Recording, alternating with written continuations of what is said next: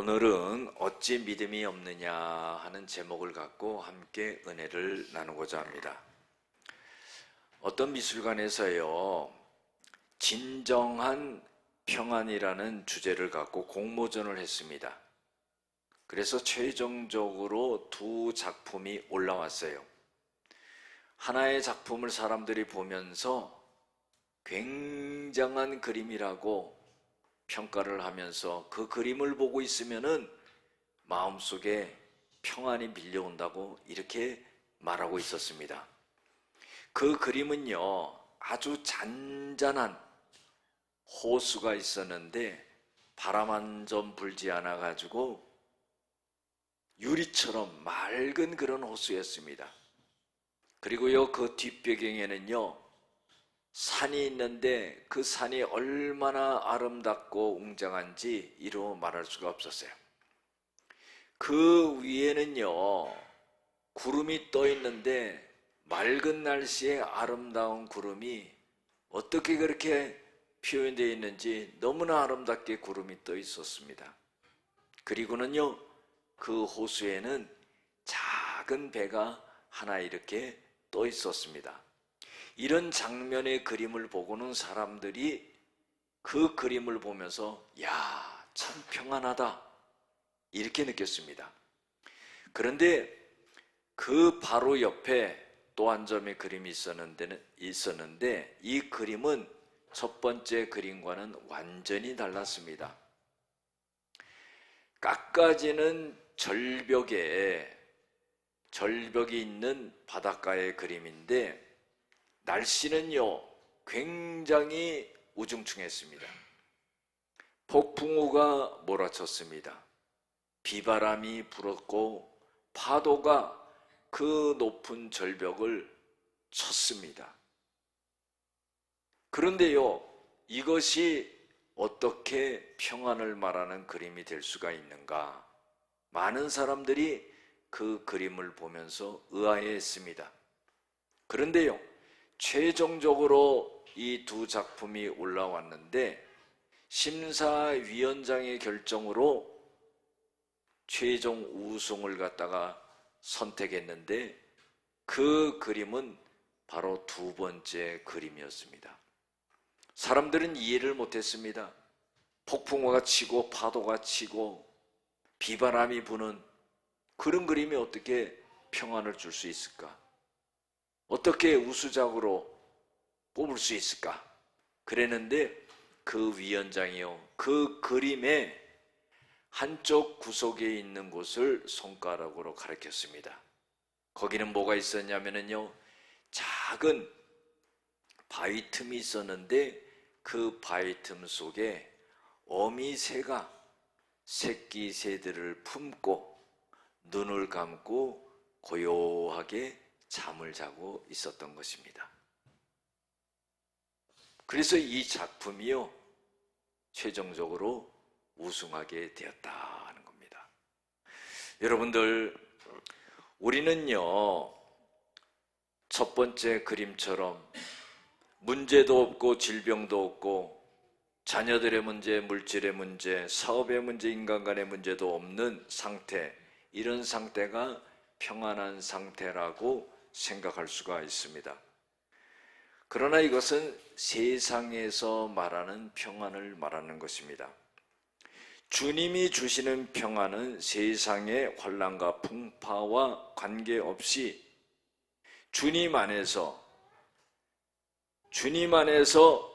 주님이 주시는 평안을 말하는 것입니다.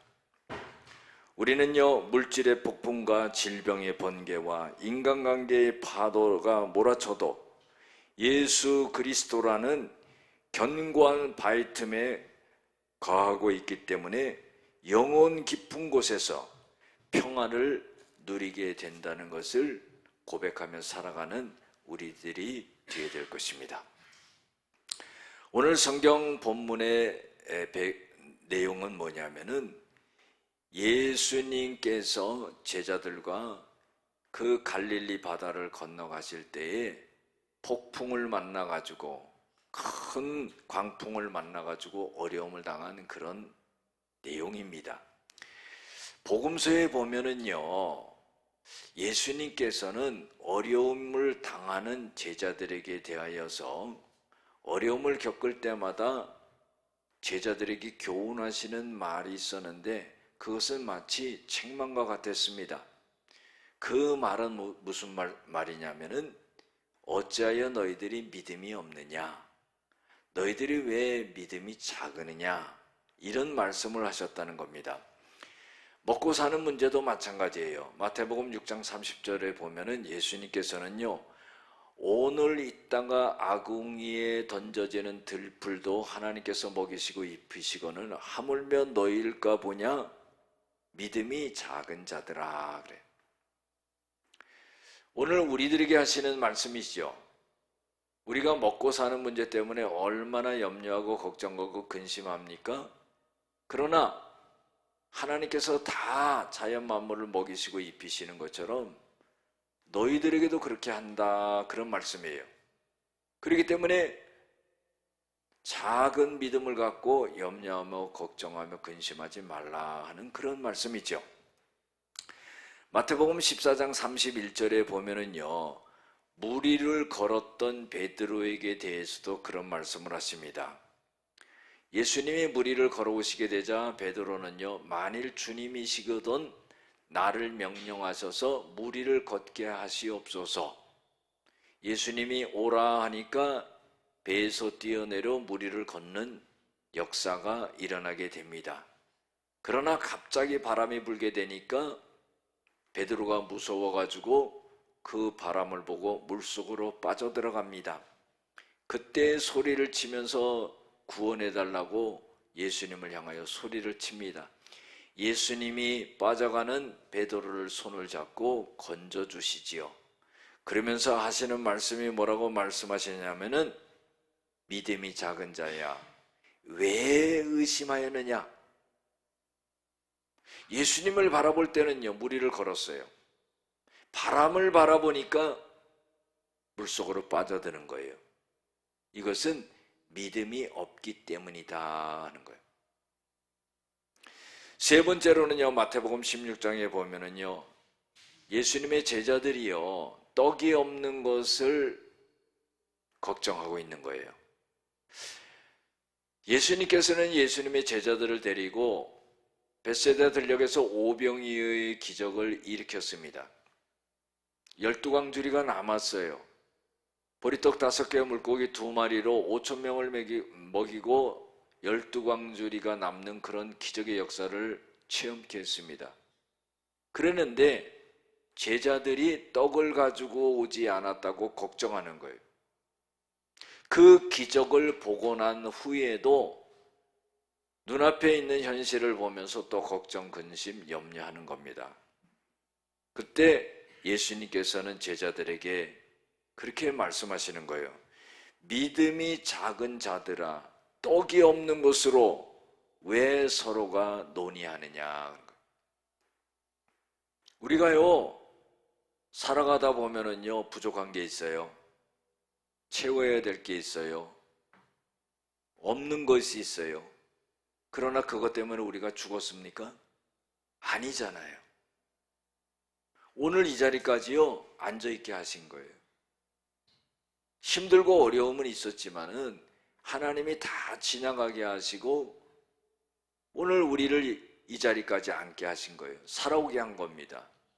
그것은 뭐냐면은 주님이 함께 하시고 믿음 가운데 주님이 역사하셨다는 거죠.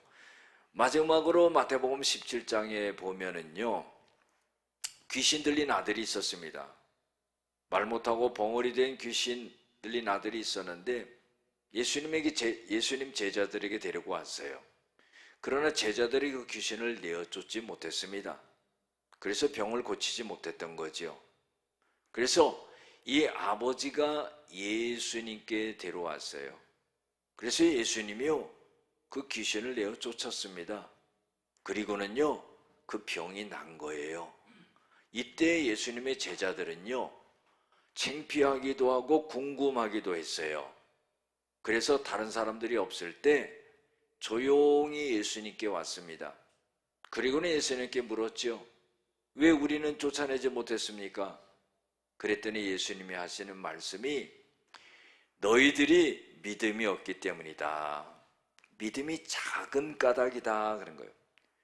너희들이 만약 믿음이 겨자씨만한 믿음이 있다면 이 산이 들려 저 바다에 빠지리라 했어도 그대로 그것이 옮겨졌을 것이다 하는 거예요.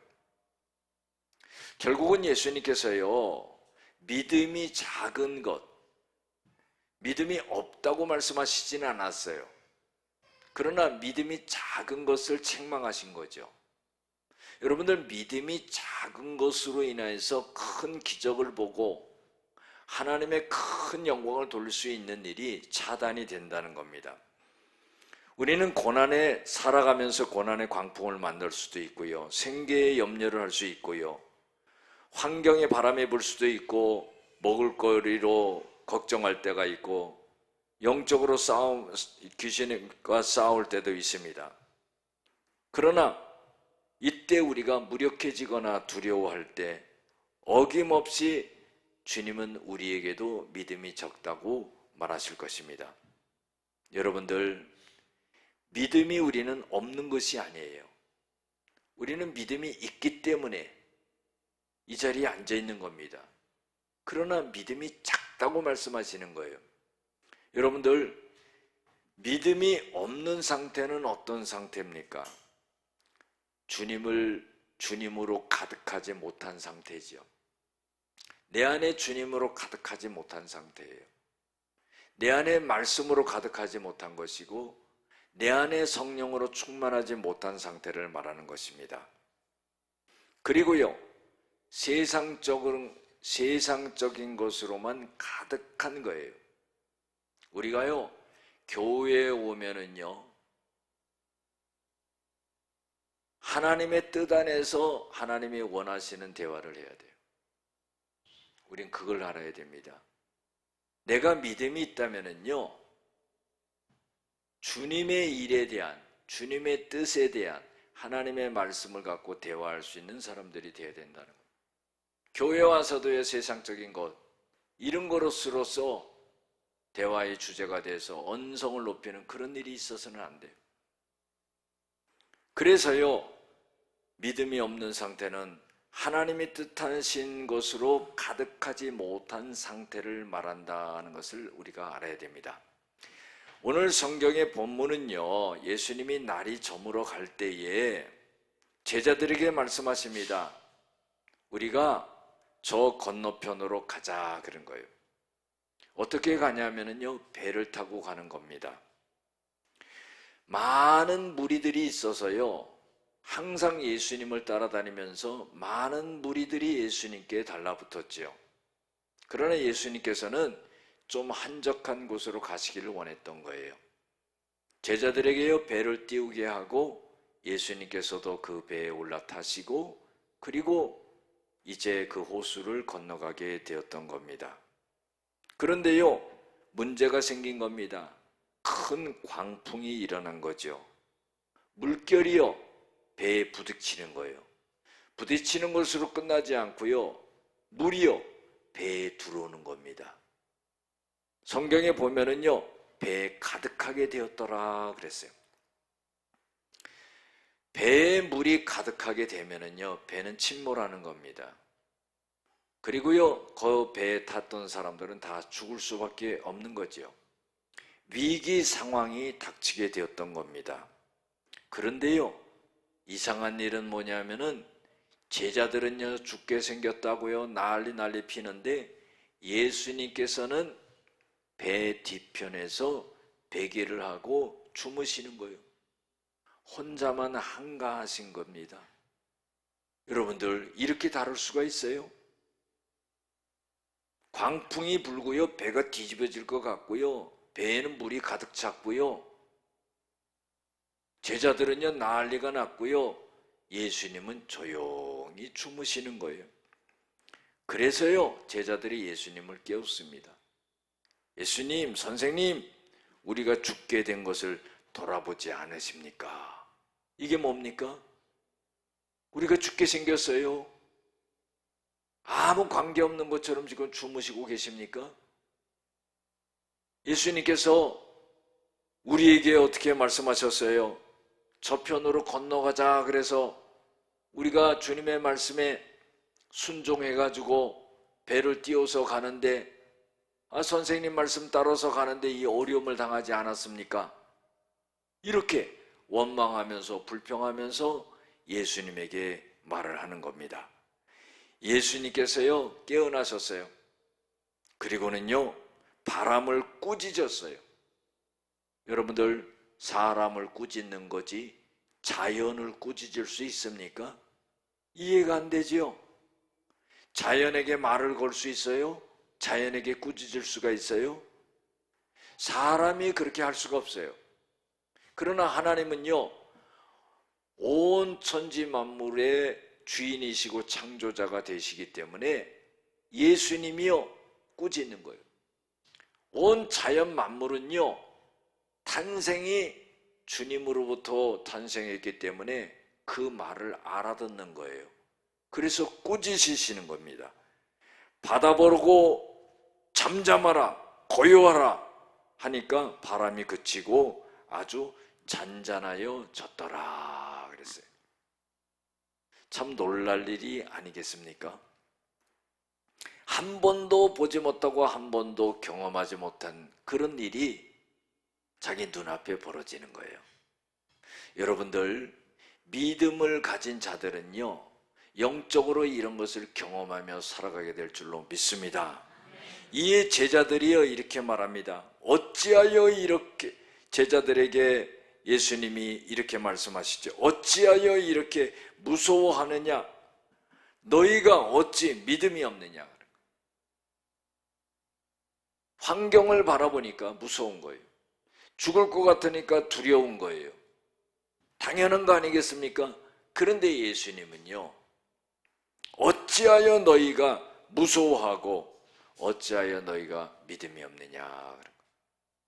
왜 이런 말씀을 하실까요? 주님이 계시기 때문에. 문제 해결을 해줄 수 있는 주님이 계시는데 주님을 의지하지 않고 환경을 바라봤기 때문에 그래요. 우리도 마찬가지죠. 살아가면서요 얼마나 환경을 바라보면서 죽을 것 같이 고통을 느끼고 어려움을 느낍니까? 주님을 바라봐야 될 때요, 기도해야 될 때요, 주님을 의지해야 될 때요. 그러나 환경을 바라보며 문제 속에 파묻히는 걸 볼 수가 있어요. 마치 늪에 빠지는 것처럼. 예수님의 제자들이여 심히 두려워하여 서로 말하되 이는 그가 누구이기에 바람과 바다도 순종하는가 하였더라 그랬어요. 의문이 풀리지 않는 거죠. 지금 우리 곁에 계신 저분이 누구야 도대체? 여러분들 오늘 성경에 보면은요 예수님을 주님이라고 표현하지 않아요. 제자들이 선생님으로 표현하고 있습니다. 랍비라고 생각하는 거죠. 우리를 단순하게 지도하는 랍비라고 생각하는 거예요.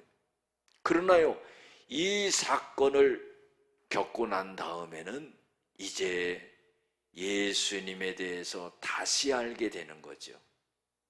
온 우주 만물의 창조자라는 것을 알게 되는 거죠. 구원자라는 것을 알게 되는 거죠. 그분이 누구신가를 분명하게 아는 거죠. 그리고 주님이라고 고백하게 되는 그런 역사가 일어나는 것입니다. 여러분들 오늘 말씀 속에서 우리에게 몇 가지 주는 교훈이 있습니다. 첫 번째로 뭐냐면은 순종할 때도 인생의 광풍은 불어온다 하는 거예요. 우리가요 살아가면서 주님이요 우리들에게 요구하시는 게 있어요. 명령하시는 게 있어요. 뜻하시는 게 있어요.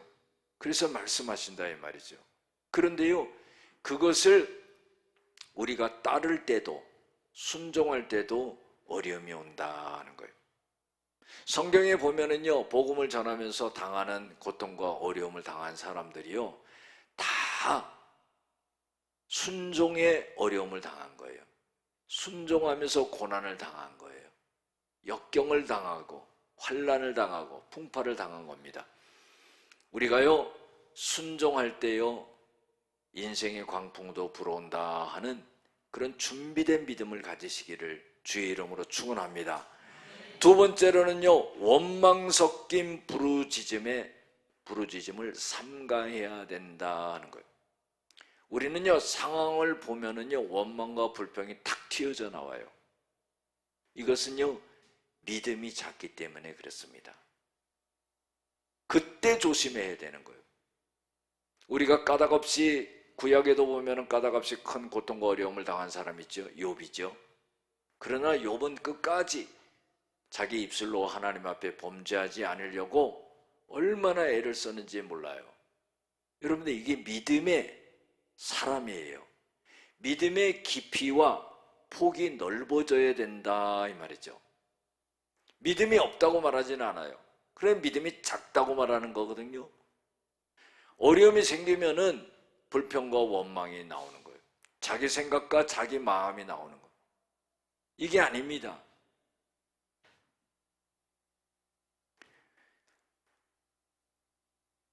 우리가 원망 섞인 말을 갖다가 우리 안에서 뽑아낼 수 있는 사람이 돼야 돼요. 그때 하나님의 은혜와 하나님의 응답이 내려온다는 것을 알 수가 있습니다. 이것을 뽑아내는 것은 내가 해야 되는 거예요. 그것은 하나님이 해주는 게 아닙니다. 원망의 말이 나오려고 할 때 그걸 삼가해야 되는 거예요. 불평이 나오려고 할 때 삼가해야 되는 거예요. 이것을 갖다가 자제해야 되는 거죠. 절제해야 되는 겁니다. 그때 하나님이 그 믿음을 보시고 하나님의 은혜를 베풀어 주시고 하나님의 응답을 해 주신다 하는 거예요. 순종했는데 왜 이런 일이 일어났냐? 이렇게 나오는 거예요. 여러분들 이거는 누구나 할 수 있는 거예요. 믿음의 사람은요, 누구나 할 수 있는 것을 반복하는 게 아닙니다. 아무도 할 수 없는 것을 하는 게 우리예요. 아무것도 없는 자 같으나 모든 것을 가진 자라고 그랬거든요. 믿음을 가진 자라 이 말이죠. 순종했는데 왜 이런 일이 일어납니까?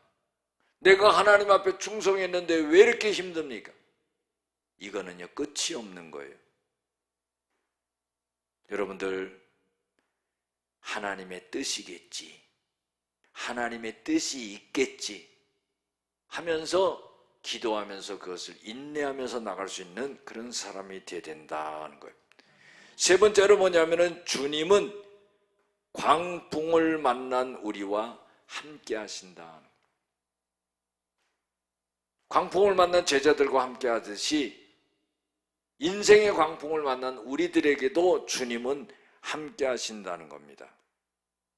지금까지 우리가요, 수많은 광풍을 만났어요. 어려움을 만났어요. 죽을 것 같은 위기를 만났어요.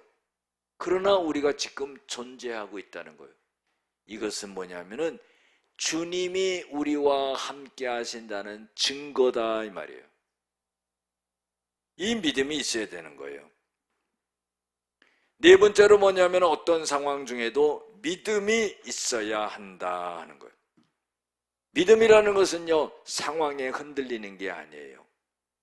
상황 속에서 유무가 결정되는 게 아닙니다. 믿음이라는 것은 언제까지 있는 거예요. 우리가 주님을 향한 그 믿음은, 내 안에 주신 이 믿음은 언제까지나 존재하는 겁니다. 상황에 따라서 잃어버리고 얻고 하는 것이 아니라는 거예요. 그래서요, 상황에 흔들리지 않는 믿음을 갖고 살아가야 된다 하는 거예요. 야고보서 1장 6절 8절에도 보면은요, 기도하는 것도 그렇습니다. 응답받는 것도 그래요. 믿음으로 구하고 조금도 의심하지 말라 그랬어요. 의심하는 자는 마치 바람에 밀려 요동하는 바닷물결 같으니 이런 사람은 주께 아무것도 없기를 생각하지 말라.